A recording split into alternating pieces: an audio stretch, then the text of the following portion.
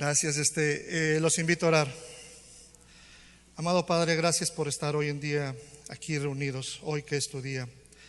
Te pedimos que bendigas a cada uno de nosotros aquí, que los que estamos aquí podamos aprender más de ti el día de hoy, que podamos enseñarnos el significado de tu palabra y que podamos entender lo que tú quieres de cada uno de nosotros y que podamos compartir tu palabra hacia los demás para que pueda haber más gente en tu iglesia, Padre. Te lo pedimos en el nombre de tu Hijo, nuestro Señor Jesucristo. Amén. Paco me dejó el encargo de un tema muy interesante que se llama cómo orar. Y a veces parece tan fácil el tema de cómo orar que uno no conlleva todo lo que vamos a aprender. Incluso yo, repasando esta clase, me quedé muy sorprendido de las situaciones y lo que conlleva el cómo orar, ¿no? Entonces yo creo que va a ser de mucha ayuda para todos nosotros el día de hoy, lo que se va a ver en esta clase, ¿no? En Mateo 6:5-15 dice: cuando oren, no sean como los hipócritas, porque a ellos les encanta orar de pie en las sinagogas y en las esquinas de la plaza, para que la gente los vea. Les aseguro que ya han obtenido toda su recompensa. Pero tú, cuando te pongas a orar en tu cuarto, cierra la puerta y ora a tu Padre que está en lo secreto. Y así tu Padre, que ve lo que se hace en secreto, te recompensará. Y al orar no hablen solo por hablar como hacen los gentiles, porque ellos se imaginan que serán escuchados por sus muchas palabras. No sean como ellos, porque su Padre sabe lo que ustedes necesitan antes de que se los pidan. Ustedes deben orar así: Padre nuestro que estás en el cielo, santificado sea tu nombre. Venga tu reino, hágase tu voluntad en la tierra como en el cielo. Danos hoy nuestro pan cotidiano. Perdona nuestras deudas como también nosotros hemos perdonado a nuestros deudores. Y no nos dejes caer en tentación, sino líbranos del maligno. Porque si perdonan a otros sus ofensas, también los perdonará a ustedes su Padre Celestial. Pero si no perdonan a otros sus ofensas, tampoco su Padre les perdonará a ustedes las suyas. Podemos ver aquí que el Señor resalta de mala manera cómo los fariseos se dedicaban a orar, ¿no?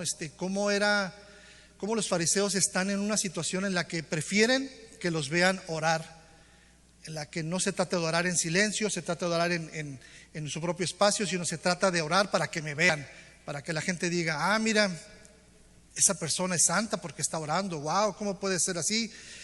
Y este tema también sale mucho para los que en su momento fuimos católicos.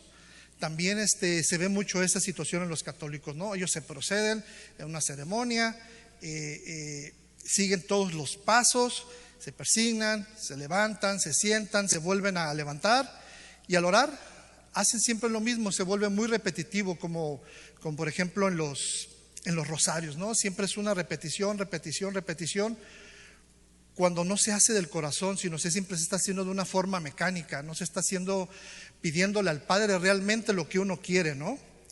Se hace de memoria y no se entra realmente en una verdadera comunión con Dios. Ya no es una conversación directa con el Señor, es algo que no viene del sentimiento, ¿no? Dice, muchas personas católicas realmente no conocen los significados teológicos de la Biblia como nosotros los cristianos lo podemos decir, ¿no? Les pudieras preguntar qué es la gracia, qué es la misericordia, qué es la soberanía, y no sabrían distinguir una de otra, ¿no? Hay un ejemplo muy interesante que dicen, por ejemplo, el nombre Concepción se deriva de la Santa Concepción, lo cual evoca al hecho de que María resultó embarazada por obra del Espíritu Santo. Pero los devotos católicos se tomaron esta palabra que indica la acción de concebir y lo usaron como si fuera alguien a quien pedir, como un santo. Y la verdad es que no es un santo, es un concepto, y eso indica la falta del entendimiento de la palabra. Entonces, si no entendemos la palabra a veces, ¿cómo realmente vamos a orar de corazón, no? los judíos habían instituido un hábito de oración, ¿no? Estaban siempre en un ambiente religioso, ya sea el ser siempre vistos por los demás, y la gente los juzgaba como buenos devotos. ¿Por qué? Porque los veían orar todo el tiempo, y en realidad no se trata de que te estén viendo, se trata de que tú lo hagas de corazón, ¿no? Para los que fuimos católicos, así actuamos en su momento, ¿no? Actuamos porque las demás hacían las cosas y nosotros copiábamos lo que se estaba haciendo, ¿no? Y dice en Mateo 6:1: cuídense de no hacer sus obras de justicia delante de la gente para llamar la atención. Si actúan así, su Padre que está en el cielo no les dará ninguna recompensa. Y dice, este es uno de los puntos más penetrantes de toda la Escritura, que es lo que produce la humillación. No debemos pasar por alto el punto central y no caer bajo en la condenación que esto implica. O sea, no podemos solamente pensar en los fariseos o en los católicos, porque también nosotros al orar y al hacer todo este tipo de cosas también nos equivocamos, ¿no? El verdadero sentido de la denuncia, dice, es que nuestro Señor hace los efectos terribles del pecado en el alma humana y sobre todo en el pecado del orgullo. Es la enseñanza de lo que podemos hacer, ¿no? Es sentirnos orgullosos porque estamos orando, y pensemos que por simplemente asistir a la iglesia, por asistir a las clases de los miércoles, de los martes, ya cumplimos y ya estamos en paz y en comunión con el Señor, ¿no? El pecado siempre nos va a acompañar, incluso en la presencia de Dios. ¿Qué significa eso en la presencia de Dios? Aún cuando estamos orando podemos caer en pecado, ¿no? Porque el pecado no es algo que suele acometernos y afligirnos cuando estamos separados de Dios.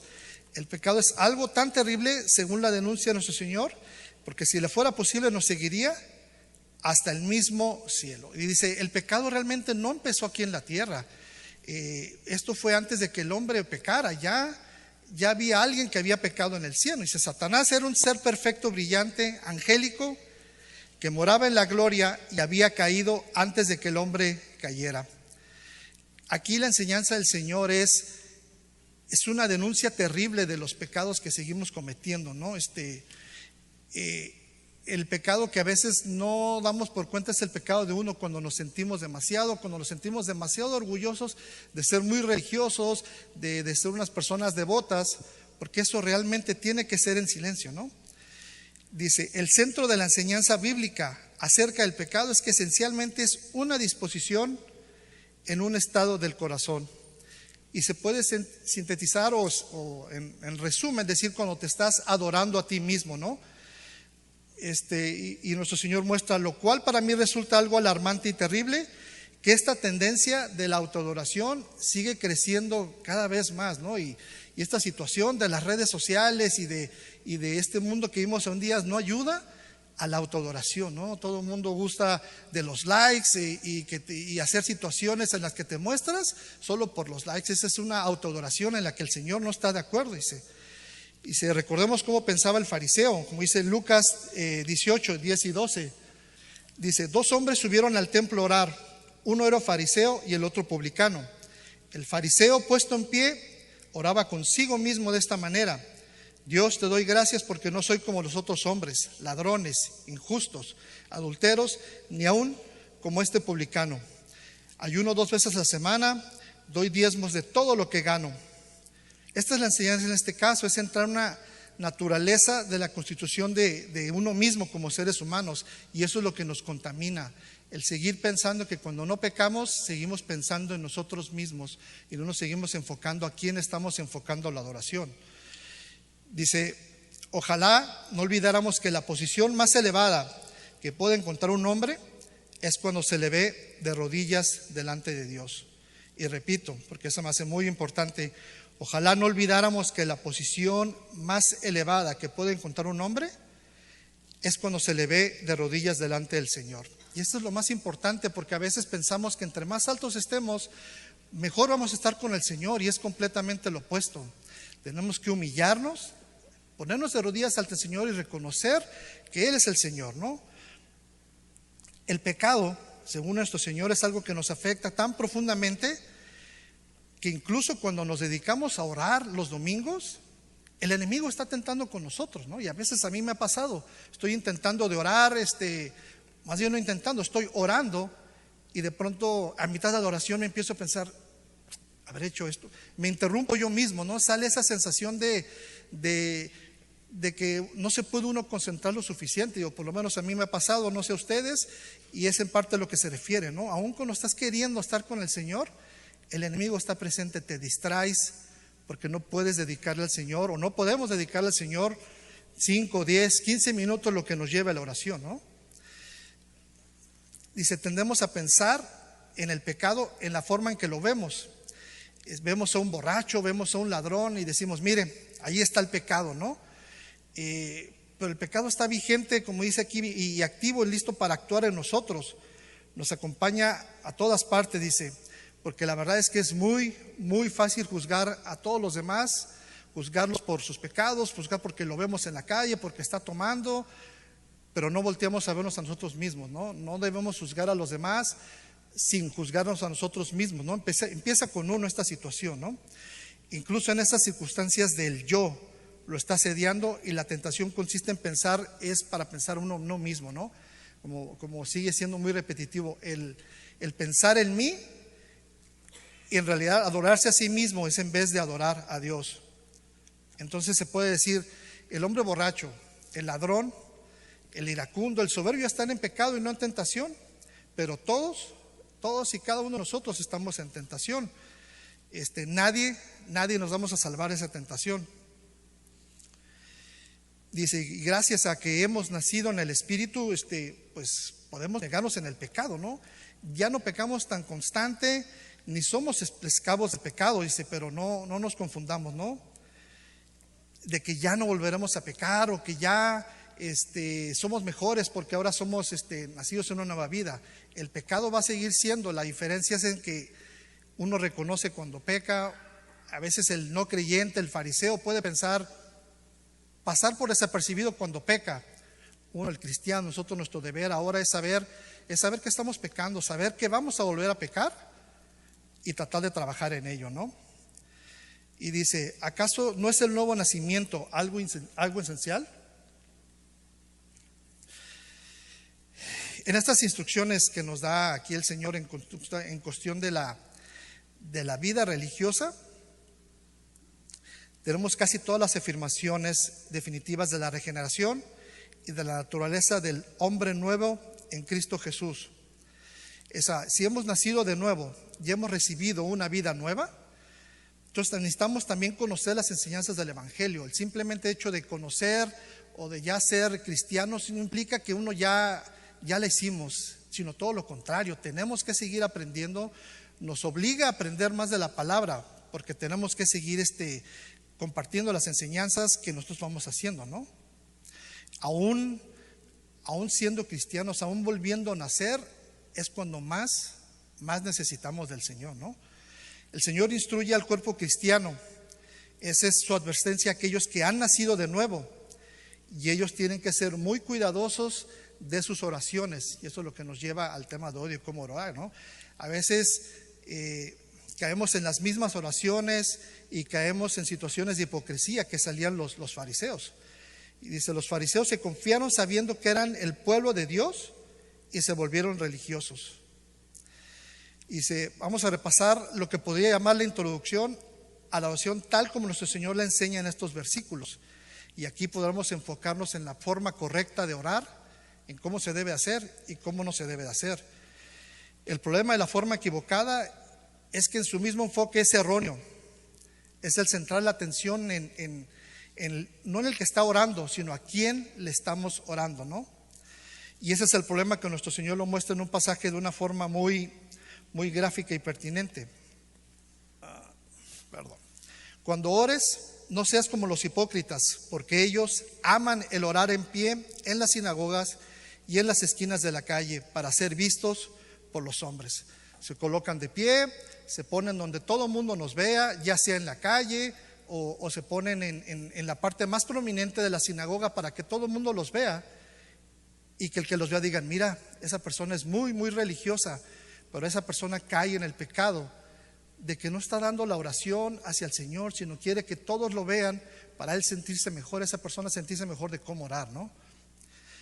Nos dice: el fariseo se puso lo más adelante que pudo en el lugar más prominente para orar desde allí. El publicano, por el otro lado, lo hacía de la forma más discreta, ¿no? Y le pedía: Señor, ten misericordia de mí, que soy pecador, ¿no?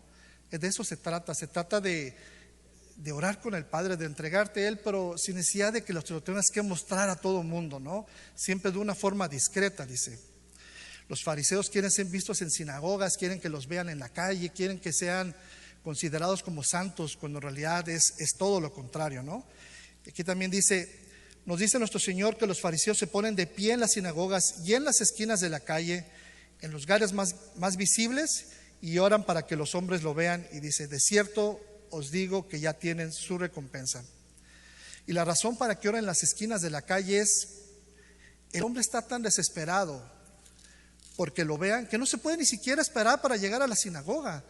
Simplemente va corriendo y llega antes y se pone aquí en la esquina a orar para que todos los que vayan llegando lo puedan ver, ¿no? No puede tener ese control de esperarse y de hacerlo de forma privada con el Señor, ¿no? El segundo, que contiene estas palabras que dice: orando no uséis vanas repeticiones como los gentiles, que piensan que por su palabrería serán oídos. Si vemos estas dos situaciones, veremos que hay dos errores aquí. El primero es que es mi interés, yo soy el fariseo, soy yo el que ora, ¿no?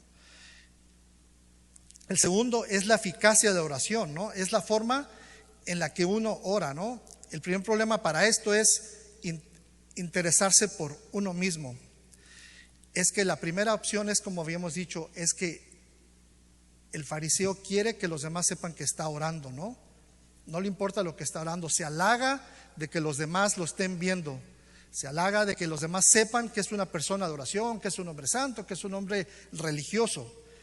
Y esa esta deseosa de disfrutar una reputación de hombre de oración. Y el Señor lo explica: si existe alguna sospecha de interés en uno mismo como persona de oración, ando equivocado, y en esa condición afectará todo lo que yo me proponga de hacer, ¿no? El siguiente paso en el proceso es que otros nos vean orando, se convierte en una situación positiva. Y aquí puede variar, ¿no? A veces yo puedo quiero orar, quiero realmente pararme aquí en la esquina y ponerme a orar, porque quiero dar un buen ejemplo, quiero que los demás se animen a orar, y quiero que los demás las personas que les da pena se puedan sentir orar, ¿no? Y es que nos gusta hacer sentir cosas que garanticen que los otros nos vean, y eso al final del día termina siendo la manera correcta, porque siempre la oración tiene que ser de una forma privada, una forma en la que tiene que ser directa con el Señor, ¿no? No siempre es evidente, como vimos en el caso de dar limosna. Existe la persona que siempre quiere exhibirse, que da más limosna, o quiere señalar que lo hace, cuando igual la limosna tiene que ser también entregado de una manera privada y de lo que uno puede dar, ¿no? Sin obligación, sin una cantidad obligada, ¿no? Aquí el problema, como dije hace rato, es que los fariseos trataban de dar la impresión de que no podían ni siquiera esperar para llegar a la iglesia, ¿no? O a la sinagoga, o al lugar a cualquier templo. Siempre quieren que la gente los vea antes para que puedan considerarlos como hombres santos, ¿no? Si algunos de nosotros podemos estar pecando si nuestro actuar no es sincero, si pretendemos orar y agregamos una actuación o adoptamos posturas que nos hagan resaltar nuestra falta de devoción. Y aquí este es un problema en el que todos nos hemos tal vez encontrado, y aquí cada quien se debe autoexaminar, ¿no? Nuestro Señor dijo: entra a tu aposento y cerrada la puerta, ora, ¿no?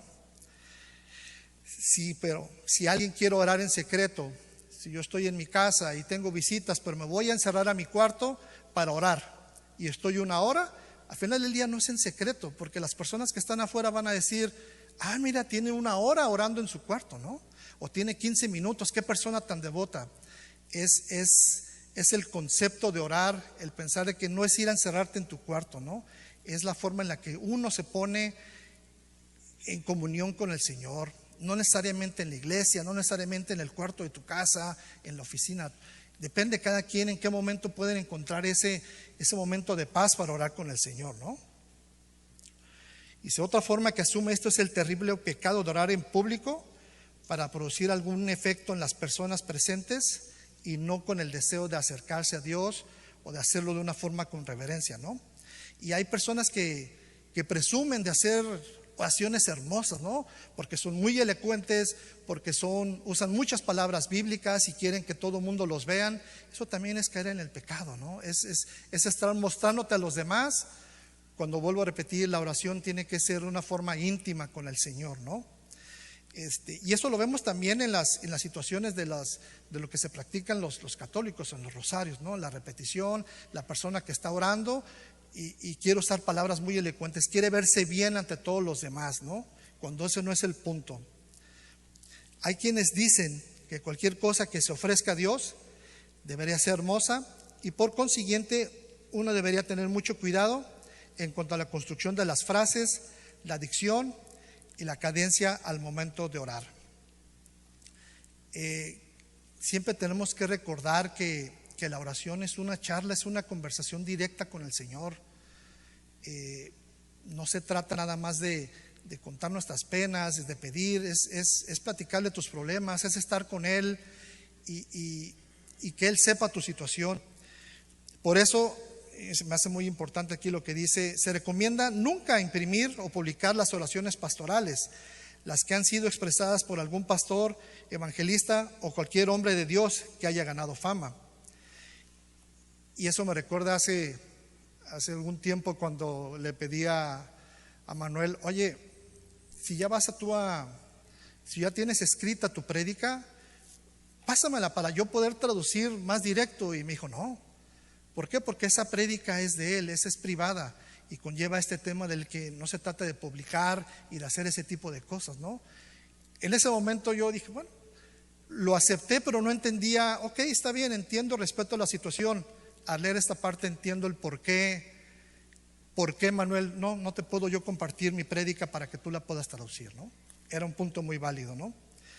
Y dice: la oración pública debería ser tal que las personas que están orando en silencio y el que está pronunciando en voz alta las palabras deberían dejar de estar conscientes el uno del otro y ser conducidos en alas de la oración hasta la presencia misma de Dios.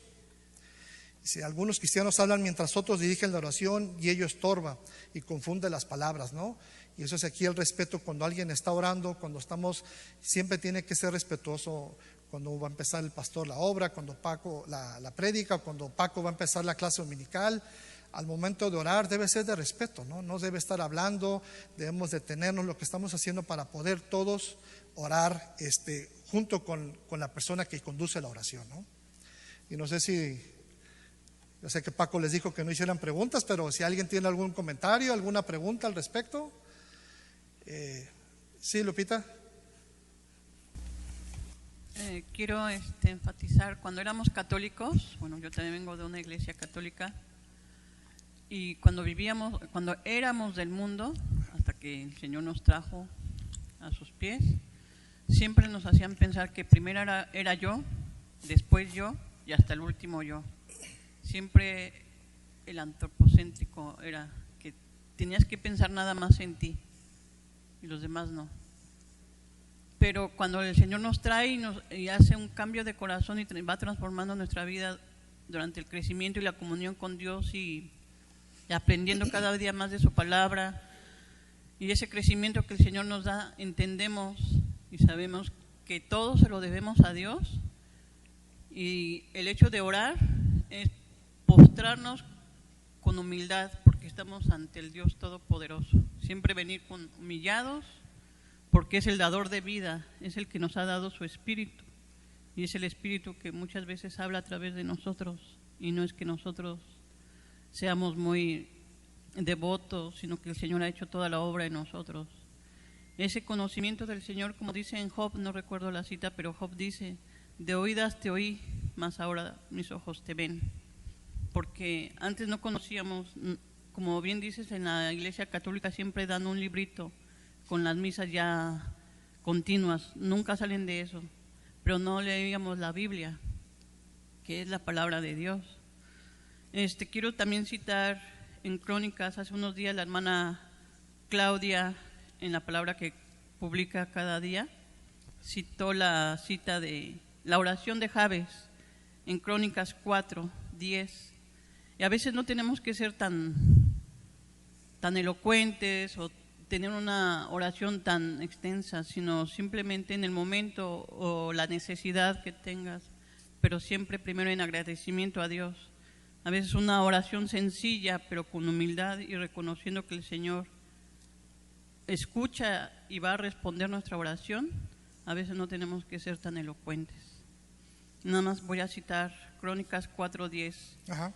Invocó Jabes al Dios de Israel diciendo: te ruego que me des tu bendición, que ensanches mi territorio, que tu mano esté conmigo y que me libres del mal, para que no me dañe.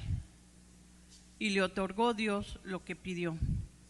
Esta es una oración muy breve, pero más bien es el contexto tan pequeño, pero Dios escuchó su oración y le respondió. El hecho de ensanchar su territorio es para hacer la obra de Dios, ensanchar más el territorio de Dios para alcanzar a más almas. Pero obviamente Dios es el que da el crecimiento y Dios va a hacer la obra por medio de nosotros. Nosotros solo somos instrumentos de Él. Y estar dispuestos y reconocer que no somos nosotros, que es Dios con nosotros. Nada más. Gracias. Gracias, Lupita. Y eso que me dices, de acuerdo, yo también crecí católico y de niño iba y era muy repetitivo, y de adolescente iba, pero se volvía una situación en la que más bien era a ver quién iba a la iglesia, a ver quién iba mejor arreglado, y ya de grande pues dejé de ir a la iglesia católica. Y cuando me preguntan, ay, ¿y por qué ahora sí vas? ¿Qué diferencia tienes? ¿O por qué ahora sí sientes ese cambio? Le dije, cuando era católico yo no quería ni siquiera poner un pie en la iglesia, me daba flojera. Hoy en día estoy deseoso de cada domingo de estar aquí, ¿no? Y esa es la diferencia entre, para los que no quieren creer o que no quieren creer el cambio en uno. ¿Cómo sabes que cambiaste? Fácil, todos los domingos quiero estar aquí, no hay de otra. Gracias, Lupita. Dice, entramos en un tema en el que a mí se me hizo muy interesante. Dice, el segundo problema en relación del enfoque equivocado de la oración es que a veces estamos pensando en la cantidad, en las repeticiones que uno hace, ¿no? Y dice, y orando, dice, no uséis vanas repeticiones como los gentiles, que piensan que por su palabrería serían oídos. Y todos pues entendemos lo que se refiere en vanas repeticiones, ¿no? Dice aquí, en muchos países orientales donde tienen círculos de oración, la tendencia es igual que el catolicismo, se vuelve repetitivo, repetitivo, repetitivo, ¿no? Pero nosotros también, los evangélicos, los que nos dedicamos a orar, nos volvemos repetitivos. Y yo realmente me identifiqué con esta situación, porque a veces uno piensa que si repites y repites y repites la oración, el Señor te va a bendecir, ¿no? Y hay una cosa aquí que es muy interesante. Es voluntad del Señor el darte lo que estás pidiendo, no es voluntad de uno, ¿no? Hay que aclarar que la comunión con Dios es algo deseable y por supuesto recomendable. Cada hijo de Dios tiene su más grande deleite cuando se encuentra hablando con su Padre Celestial. La oración implica tener ese momento de comunicación y comunión con Él. Y aquí hay un tema que a veces lo que menciona con respecto a la repetición, y a lo mejor aquí Pastor Alejandro, Pastor Manuel pueden ayudarme porque es un tema que me sobrepasa. Voy a poner de ejemplo yo puedo orar el día de mañana, Señor, ayúdame con estos problemas, tengo esta situación laboral, ayúdame. Pero el Señor ya sabe de antemano lo que le vamos a pedir. Pero yo el martes vuelvo a hacer lo mismo y vuelvo a pedirlo, ¿no? Aquí me quedaba esa duda. Con una vez que le pidamos al Señor, ¿ya no ocupamos repetirlo? ¿Al día siguiente tendrá que ser una oración diferente o es válido realmente volverle a repetir, Señor, sigo teniendo este problema, te pido que me ayudes? Sino ya con el Señor, la primera vez que uno ora y le pide, es más que suficiente. Me pareció, para empezar, muy atinado de tu parte la mención sobre las redes sociales. Y lo menciono y lo traigo plática, porque esta es una de las cosas que nos estorban para nuestra relación con Dios. El hecho de que hoy nuestra relación con Dios sea mejor que simplemente una religión es porque Jesucristo así lo puso. Él tenía una relación con el Padre directa, y nosotros, quiere Jesús que nosotros tengamos una relación directa por medio de su Espíritu con Él. Ahora bien, nosotros siempre tenemos algunas prioridades y algunas necesidades que vienen una y otra vez a nuestra vida.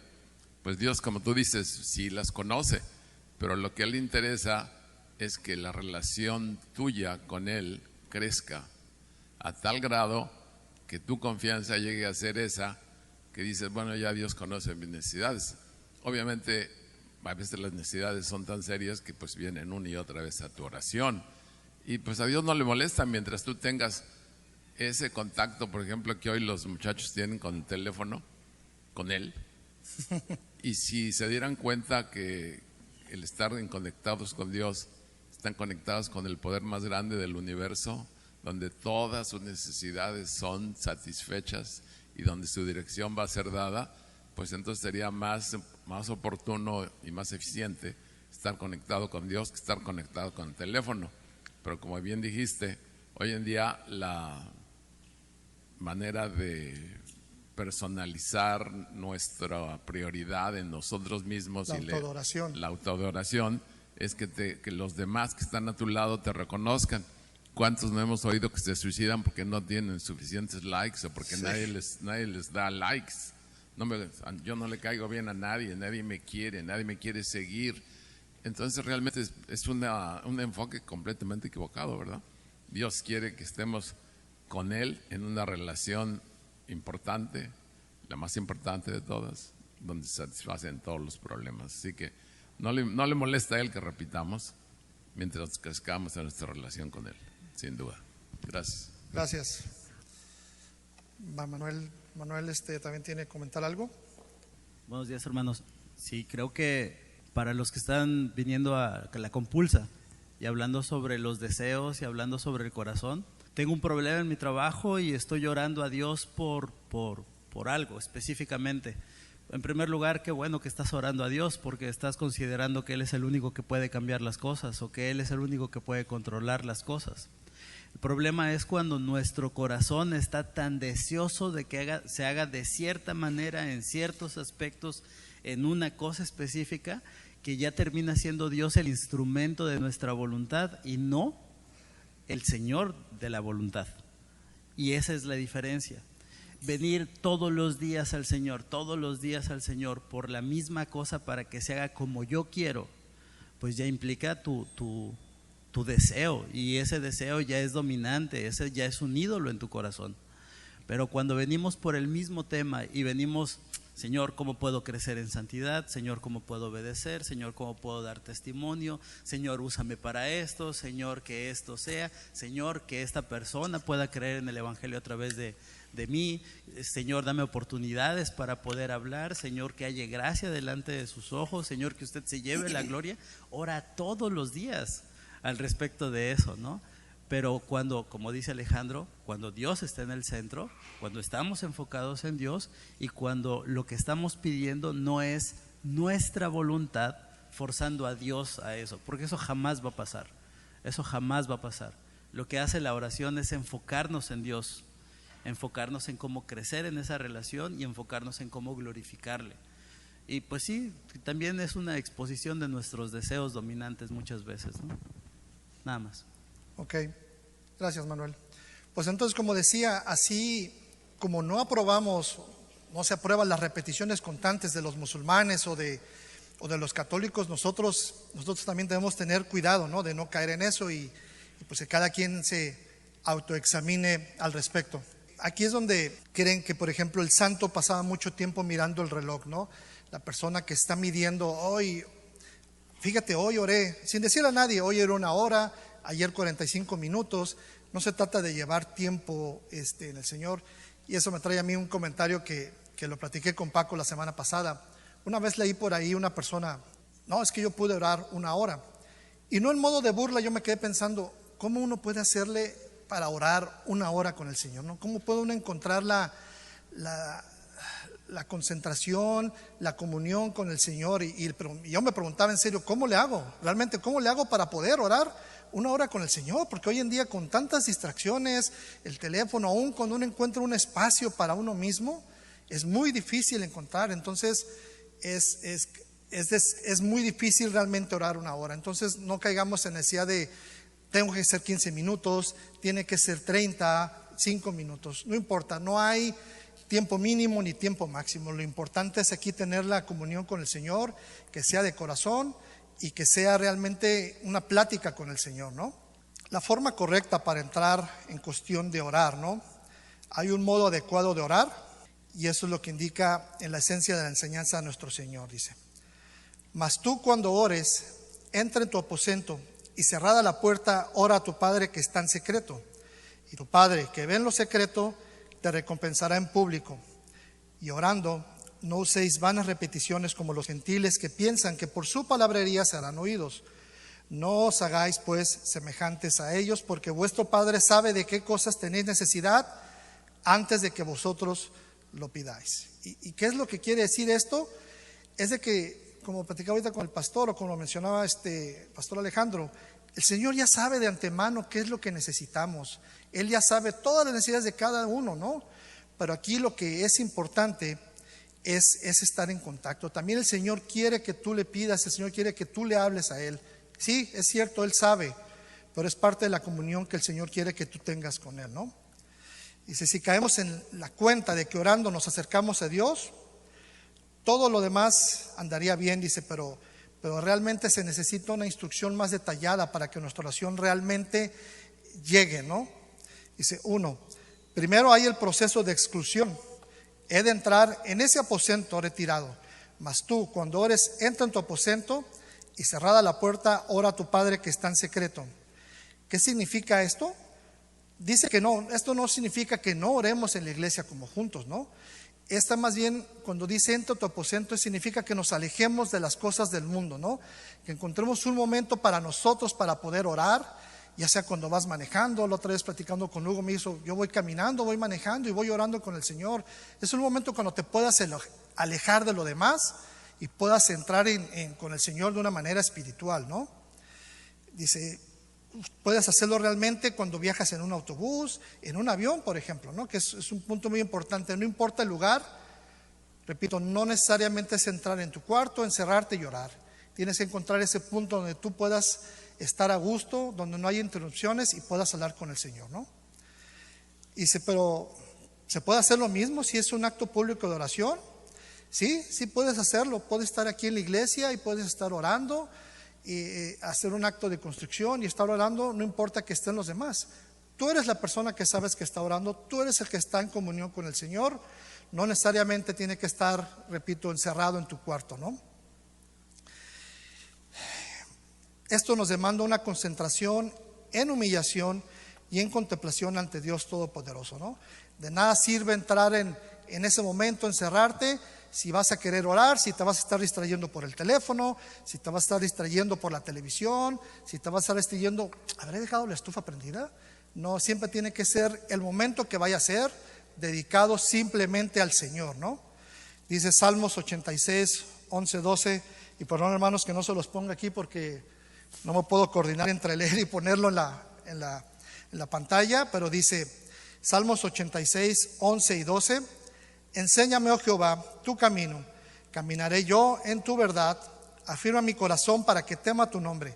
Te alabaré, oh Jehová, Dios mío, con todo mi corazón, y glorificaré tu nombre para siempre. Dice, esto es la esencia misma de la oración. Debemos recordar siempre que cuando oramos estamos hablando directamente con el Señor. Y si el segundo paso, dice, es el paso de comprensión. Después de la exclusión, la comprensión. ¿Y comprender qué? ¿Qué tenemos que comprender aquí? Aquí es de lo más importante, comprender y entender que cuando oramos estamos ante la presencia del Señor, que es una de las cosas más importantes. Significa entender que quién es Dios, y deberíamos decirnos nosotros mismos, ahora voy a entrar en la presencia de Dios, el Todopoderoso, el absoluto, el eterno y gran Dios con todo su poder y majestad, de ese Dios que es un fuego que consume, de ese Dios que es luz y en el cual no hay tinieblas, el Dios total y absolutamente santo. Y eso es lo que dice, debemos siempre concentrarnos y estar siempre en comunión con el Señor. Y cerrada la puerta, ora a tu Padre para que está en secreto, y tu Padre que ve en lo secreto te recompensará en lo público. Y aquí es donde entra que esto es lo que se quiere decir como una comparación, que esa es la relación del Padre con un hijo, ¿no? Dice, porque si comprendiéramos que Dios Todopoderoso, que el Señor es nuestro Padre, y que por medio de Él estamos a través del Señor Jesucristo, si comprendiéramos que somos sus hijos, así como el Padre que siempre quiere lo mejor, como yo que quiero lo mejor para Claudio, quiero lo mejor para Iván, y haría todo lo posible y estoy dispuesto a escucharlos, así es el Padre, y así es el Padre con cada uno de nosotros, ¿no?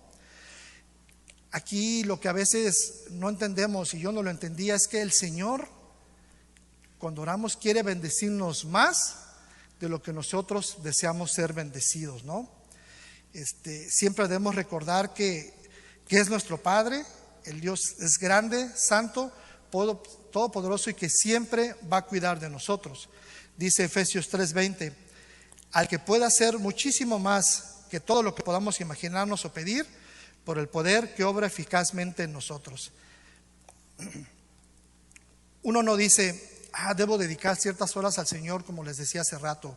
No debemos medir la verdad, la oración nunca debe ser cuantitativa, debe ser de calidad. Es lo que debemos siempre medir la oración, qué tanto tiempo estuve en calidad, qué tanto tiempo pude realmente estar en comunión con el Señor, ¿no?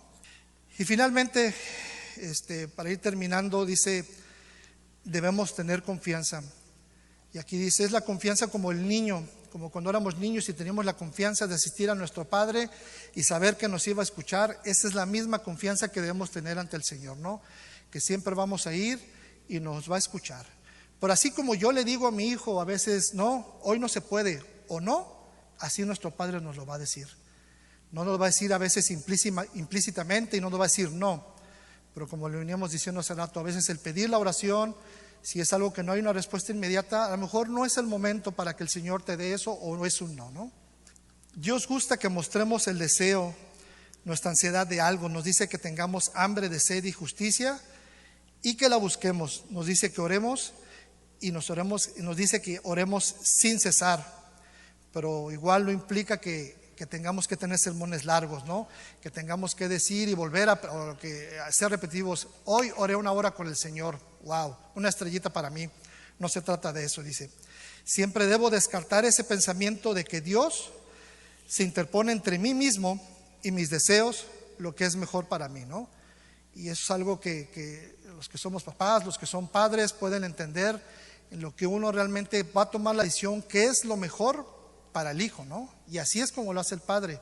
A veces pedimos o queremos hacer cosas, pero no nos damos cuenta que esa situación no nos va a beneficiar, ¿no? Dice, así como el Padre le complace que su hijo acuda a él repetidas veces para pedirle algo, y que no se trata que diga, es que el Padre siempre me lo da. No es cierto, dice. Al Padre le gusta, y esto aquí retoma lo que Pastor Alejandro dijo, le gusta que el hijo siga viniendo, como dijo Manuel. Le agrada el contacto personal. Así Dios desea que acudamos a su presencia, pero no debemos acudir con dudas. Debemos entender que el Señor está más dispuesto a dar de lo que nosotros estamos dispuestos a recibir. La consecuencia será que tu Padre, que lo ve en secreto, te recompensará en público, ¿no? Deberíamos avergonzarnos de seguir siendo pobres en el sentido de nuestra cosmovisión. Como dice, cuando estamos destinados a ser príncipes, deberíamos avergonzarnos por albergar tan a menudo pensamientos equivocados e indignos acerca de Dios. Pensamos que orar es inútil porque el Señor no nos escucha. Pensamos que orar, ¿para qué le pido si le sigo pidiendo y no me da? No se trata de eso, ¿no? Dice Santiago 4:3, y cuando pides, no reciben porque piden con malas intenciones, para satisfacer sus propias pasiones. Todo se debe al temor y a la falta de esta sencillez. Cuando oramos no mostramos la falta de humildad, Como dije al principio, no nos arrodillamos ante el Señor. Dice, debemos conocer y debemos tener fe y confianza al Señor, ¿no? Con solo que tuviéramos esto, las bendiciones de Dios comenzarían a descender. Cuando siempre tengamos fe y cuando siempre la comunión con el Señor sea lo más importante, ¿no? Dice, creamos esto y entonces vayamos a Él con humildad, pero en gran confianza. Él es quien puede hacer lo imposible y es siempre bueno. Y yo, hermanos, pues lo que les puedo decir para terminar, habiendo repasado esta tarea que me encomendó Paco, es aprovechemos la oración con el Señor. Está ahí al alcance de todos nosotros. No es difícil, sí, a veces podemos sentir que oramos y que el Señor no nos va a escuchar, pero sí lo hace, pero solo sabe Él el momento adecuado. Pero lo más importante es tener esa comunión con el Señor. Platícale tus problemas, no simplemente para que Él te los responda. Platícalos porque Él te va a escuchar. Platícalos como si fuera un amigo, alguien que te escucha, porque Él es el Padre. La oración y la comunión con el Señor está al alcance de todos nosotros. No siempre lo aprovechamos. Y sí deseo que cada uno de los que están aquí presentes aprovechemos esa situación que nos ofrece el Señor. Entremos en comunión con el Señor. No sé si alguien tenga algún comentario, alguna pregunta.